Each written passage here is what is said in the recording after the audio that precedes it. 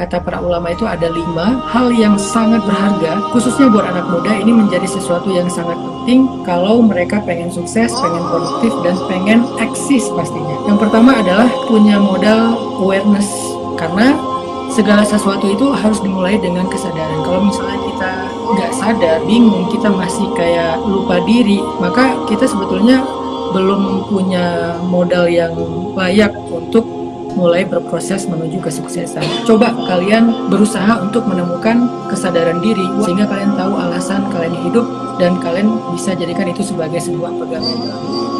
Yang kedua, kata ulama, harus punya dorongan atau motivasi yang kuat. Orang tuh bisa jalan jauh, lari kenceng, melakukan hal-hal yang besar ketika dia punya dorongan yang kuat. Kita perlu mencari apa motif atau dorongan kita untuk bisa sukses. Kemudian yang ketiga adalah knowledge dan experience. Kita sungguh-sungguh nggak sih mencari aset knowledge dan experience ini? Kok kita nggak berhitung kalau dalam bab kebutuhan entertain, hal yang sifatnya sekunder dalam hidup kita. Tapi begitu untuk dapetin knowledge, kita kayak berhitung.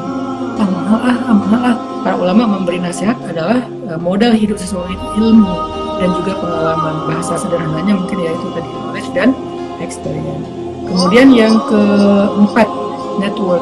Dan modal network ini adalah silaturahmi kalau dalam bahasa Islam ya. Arti silaturahmi itu banyak berteman, banyak bergaul, banyak kenal orang, terutama orang-orang yang punya track record baik, perilaku yang positif, yang bisa menyemangati kita dalam kebaikan. Nah, semakin luas network kita, itu tuh semakin besar modal kita buat sukses loh. Dan yang terakhir adalah opportunity. Kita tuh harus memanfaatkan kesempatan begitu ada di depan kita. Misalnya kayak kesempatan ketemu siapa, belajar apa, mengasah skill apa, kesempatan untuk mengupgrade diri kita yang kayak gimana. Nah, kesempatan itu mahal dan itu sebuah momentum buat kita. Sehingga kalau kita nggak memanfaatkan kesempatan-kesempatan kayak gini, kita harus meniti karir kita itu dengan cara yang mungkin salah. Jadi kesempatan itu kayak akselerasi lah dalam karir sukses kita.